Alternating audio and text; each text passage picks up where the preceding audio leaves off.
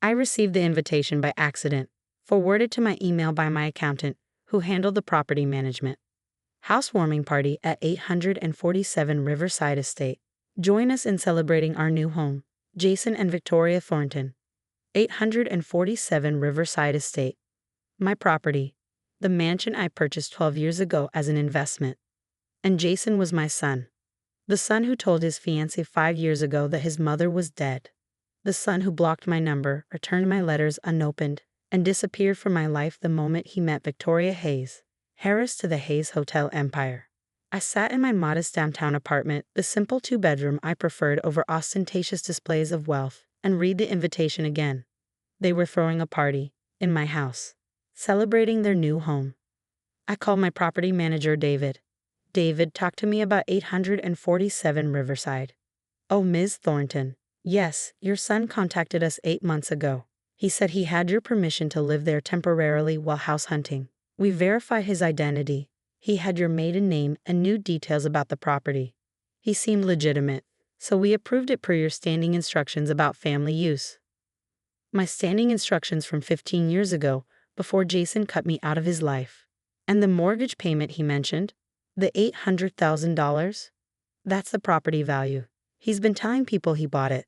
But ma'am, the deed is still entirely in your name. He hasn't paid a cent. I was silent for a long moment. David, prepare eviction paperwork. I'll serve it personally. Ma'am, are you sure? He's your son, I'm sure. The housewarming party was exactly what I expected. Valets parking Bentleys and Maseratis, women in designer gowns, men in custom suits, champagne fountains, and a string quartet playing Vivaldi in my garden. I arrived in my 15-year-old Honda Civic, wearing a simple black dress from Macy's. The valet looked confused. Are you catering? Yes, I said, handing him my keys. He exchanged glances with his colleague but took the keys. I walked through the front door, my front door, and into the marble foyer I'd had restored 5 years ago. Crystal chandelier overhead. Original artwork on the walls. Everything exactly as I'd left it. Excuse me, a young woman with a clipboard approached. Name? Margaret Thornton. She scanned her list, frowning. I don't see you here. Are you sure you're invited? I'm the owner of the house. Her eyes widened. Oh, you must be Mrs. Thornton's mother. I'll let her know you're not Victoria's mother, the owner of this property. Before she could respond, I heard my son's voice from the grand living room. Everyone, thank you so much for coming. Jason stood on the raised platform near the fireplace, Victoria beside him in a gown that probably cost more than most people's cars. Victoria and I are thrilled to welcome you to our home. This house represents everything we've worked for. I walked into the room. 75 guests turned to look at the plainly dressed woman who clearly didn't belong. Jason's eyes met mine. The color drained from his face.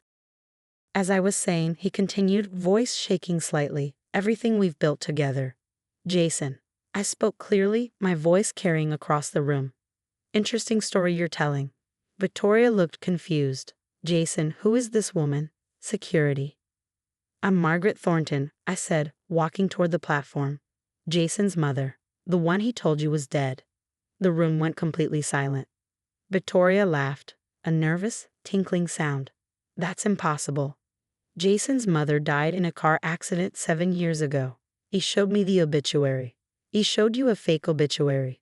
I'm very much alive, and I own this house. That's ridiculous, Victoria snapped. We bought this house 8 months ago. We have the papers. You have a lease agreement, I corrected, signed by my property manager, allowing temporary occupancy. You don't have a deed. You don't have a mortgage. You don't own anything. I pulled out the folder I'd been carrying and handed it to Victoria. Property deed, recorded 12 years ago. Margaret Ann Thornton, sole owner, along with a notice to vacate within 30 days. Victoria opened the folder, her hands trembling. Her face went white as she read. Then her eyes rolled back and she collapsed. The room erupted in chaos. People rushed to help Victoria. Someone called for a doctor. Jason stood frozen on the platform, watching his world crumble. A man in his 60s pushed through the crowd, William Hayes, Victoria's father. I recognized him from business magazines. What the hell is going on here? He demanded. Mr. Hayes, I said calmly. I'm Margaret Thornton. I own this property. Your daughter and son-in-law have been living here under false pretenses. Jason said he bought this house. $800,000. He had all the paperwork. He lied. He's been living here rent-free, telling people he purchased it, throwing parties, all while I paid the property taxes, maintenance, and insurance. William's face turned purple. He spun toward Jason, who finally moved from the platform. You told me you bought this house. You showed me the mortgage papers. Victoria's trust fund paid the down payment, $200,000. Jason's mouth opened and closed. I can't explain. You took $200,000 from my daughter and lied about buying a house. William's voice could have cut glass. I was going to buy it, Jason stammered. I just needed time to secure the financing. Mom said I could stay here.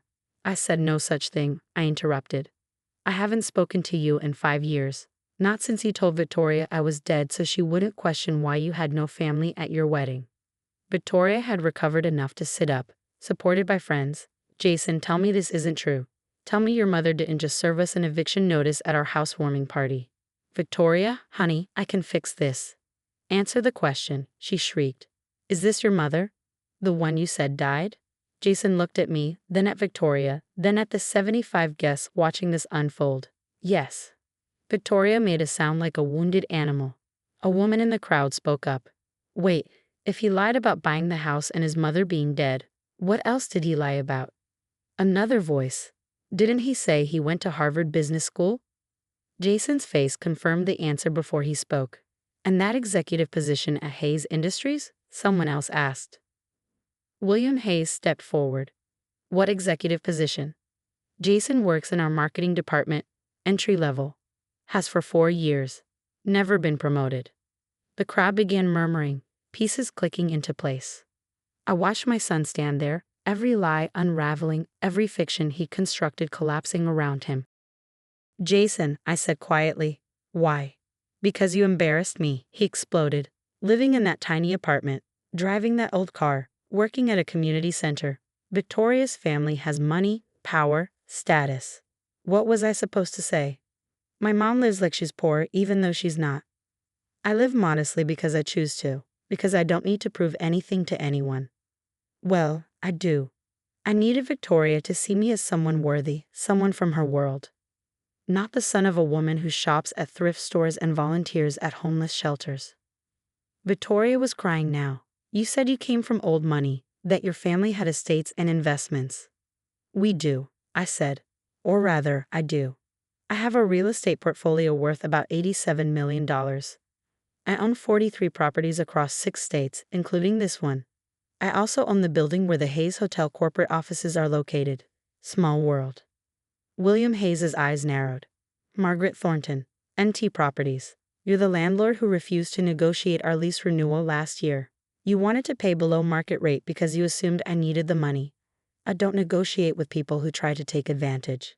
You own the Hayes building, Victoria whispered. And the restaurant where you had your rehearsal dinner. And the boutique where you bought that dress. And the art gallery where Jason proposed to you. I let that sink in. I built a real estate empire over 30 years.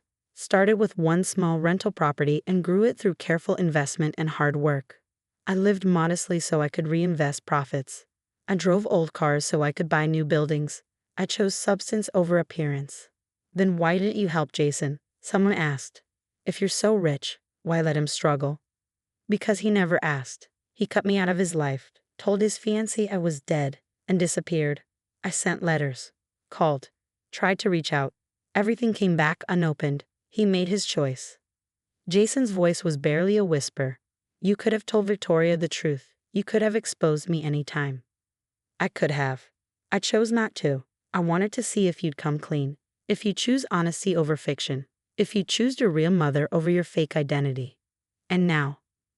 Now you have 30 days to vacate my property. Now Victoria knows the truth.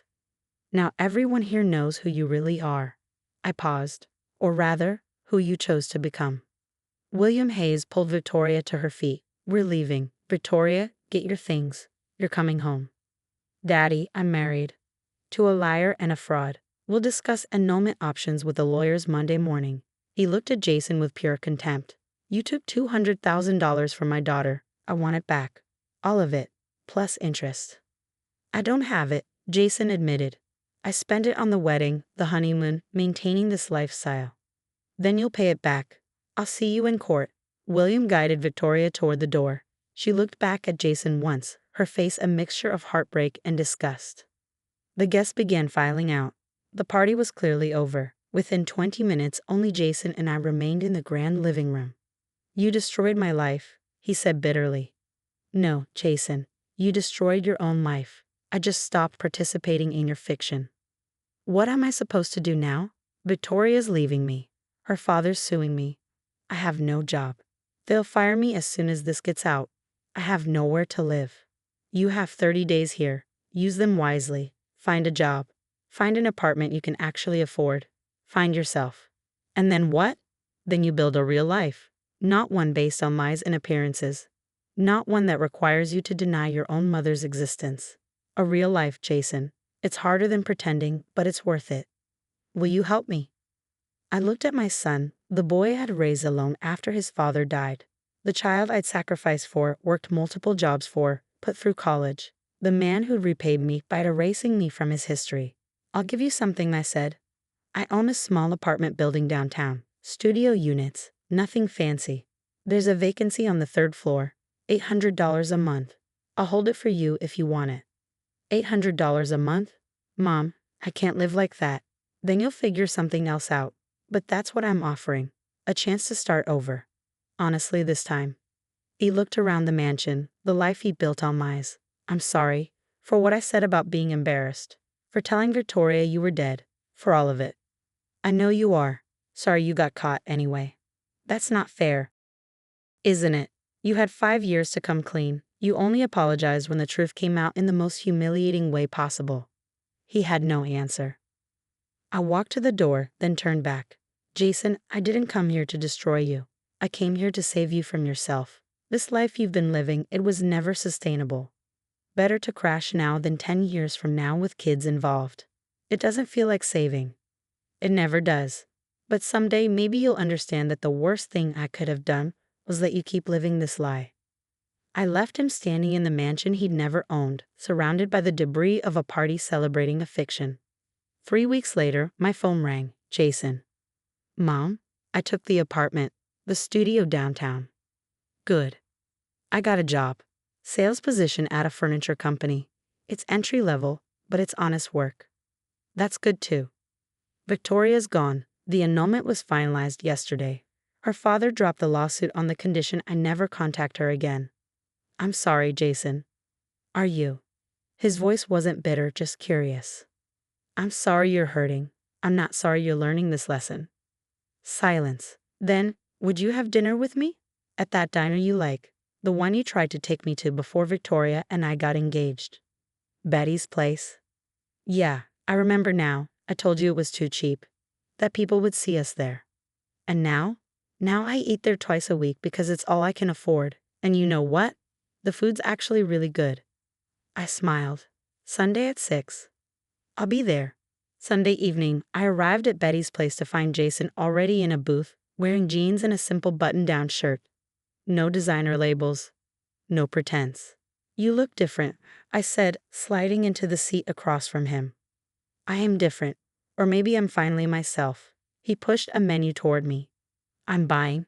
Well, I'm buying within reason. I have a budget now. I'm proud of you. For what? Losing everything?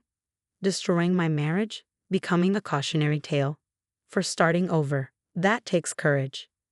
We ordered burgers and fries, nothing fancy, and we talked. Really talked. For the first time in 5 years, Jason asked about my life, my properties, my volunteer work, my choices. And I asked about his, not the lies, but the truth underneath. Why he felt so inadequate. Why approval from strangers had mattered more than authenticity with family. I wanted to be someone, he admitted. You already were someone, Jason. You just didn't value who that was. I do now. I have to. It's all I've got left. It's more than you think. As we left the diner, Jason paused. Mom, can I ask you something? Why didn't he just let me have the house? You have 43 properties. What's one mansion to you? Because giving you the house would have meant endorsing the lie, enabling the fiction, watching you build a life on a foundation of sand. I touched his arm. I couldn't save you from falling, Jason, but I could make sure that when you hit bottom, it was on solid ground. He nodded slowly. The studio apartment, the honest job, the real life. Exactly. It's harder than I thought it would be. The best things usually are. We said goodbye in the parking lot. As I drove away, I watched in my rearview mirror as my son got into a 10-year-old Toyota, no more borrowed Maseratis. He looked smaller than he had at that housewarming party, but also more real. And that was worth more than any mansion I owned.